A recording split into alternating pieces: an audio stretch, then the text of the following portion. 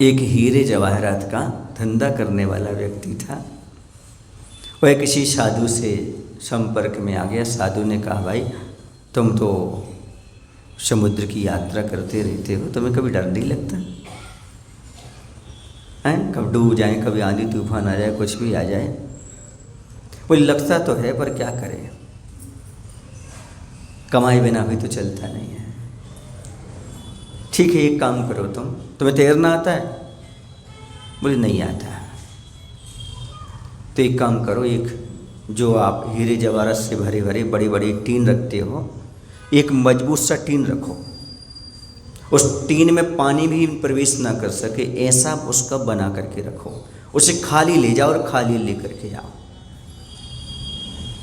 देखो बाबा जी कैसी बात करते हैं, हमारा तो करोड़ों का नुकसान हो जाएगा। क्यों? एक टीन में करोड़ों का माल चला जाए और करोड़ों का आ जाएगा।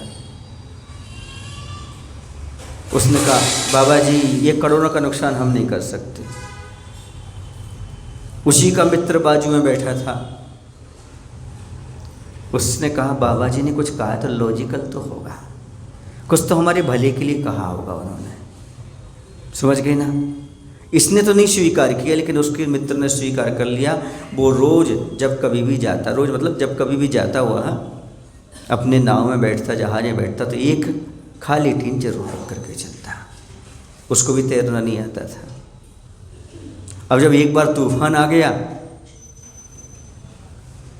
अब सारे के सारे डूबने लगे। कोई पटिए के सहारे तैर गया, कोई किसी के सहारे तैर गया।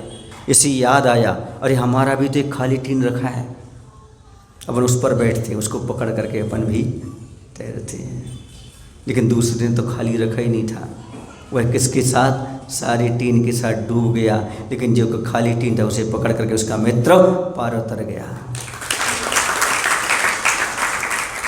महाराज के पास पहुंचा और बोले, महाराज धन्य है आपका एक छोटा सा नियम, मात्र मेरे एक सारा भरा था, एक टीन खाली रखा तो मेरी ज़िंदगी बच गई। मैं तो ज़िंदगी बची तो लाखों पाए, जान बची तो लाखों पाए, लाखों पाए और लाख उपाय।